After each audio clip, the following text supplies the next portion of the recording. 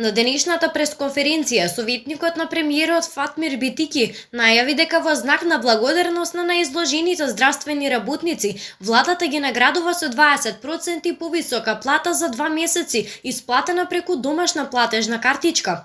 Во име на посветеноста на здравствените работници кои се бореа во првите редови во битката со COVID-19 и во знак на благодарност, владата ќе ги награди докторите и медицинскиот персонал на инфективните клиники и оделенија, на Универзитетската клиника за инфективни болести и фебрилни состојби, на Институтот за јавно здравје и Центрите за јавно здравје, како сите членови на тимовите од итна медицинска помош со 20% повисока плата за 2 месеци, која ќе биде исплатена преку домашна платежна картичка.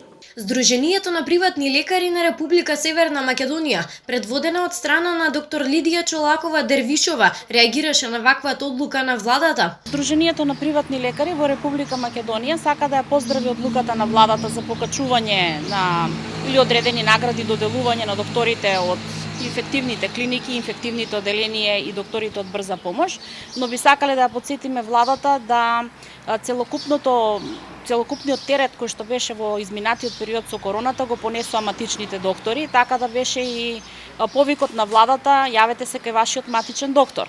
Матичните доктори во изминатиот период ја превземаа целокупната работа од однос на прегледи, препишување на рецепти, печатење на рецепти, обврските кои што се кон фондот, испраќање на електронски, продолжување на боловања, ортопедски помагала, разни потврди.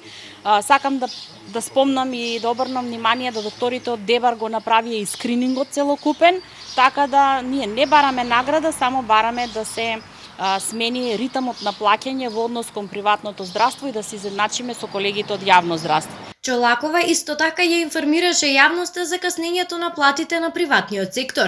Имено за информација на македонската јавност и на нашите пациенти, приватниот сектор 28 години е уназад плаќан со каснење од 67 дена. Значи бараме ритмот на исплата да се смени и да ни се исплатат за останатите капитаци. Никој досега не пробал да го исправи овој момент, нагласи Чолакова. Едноставно не е во ред да има вакви разлики измеѓу приватно и јавно здравство, бидејќи пред уставот приватното и јавното здравство се еднакви.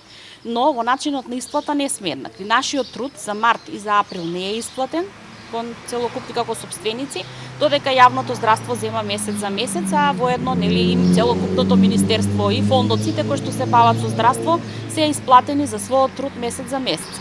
Значи, ние сваќаме дека ситуацијата е многу тешка, не бараме награди, но моментот за наградување кој што владата го размислува е добар. Тој момент го поздравуваме, но сметаме дека не треба да бидеме заборавени во целокупната приказна. На ниво на целата држава има околу 1567 приватни доктори во примарното, а во секундарното здравство се околу 124 интернисти. Но сепак приватното здравство касни од старт. Значи, некогаш што текна време, негде 2012-10 се исправија, тие каснења од 4-5 месеци доведовме до 67 дена. Сега замолуваме оваа грешка да се исправи, бидејќи матичните доктори сами инвестираа во маски, сами инвестираа во дезинфициенси, во скафандери, UV ламби, значи се што се направивме сами, ние сме првата борбена линија. Тријажата, значи не дозволивме да има затворени болници, максимално правевме анкети, алгоритми, го следевме алгоритмот на мој термин. Во саботи и во недели ги проверуваме пациентите кои што се позитивни на корона, така да сметам дека владата не смее да не заборави, бидејќи апелот на владата цело време беше јавете се кај вашиот матичен доктор. А овој пат не го слушнавме овој момент, барем една благодарам, нели да каже него.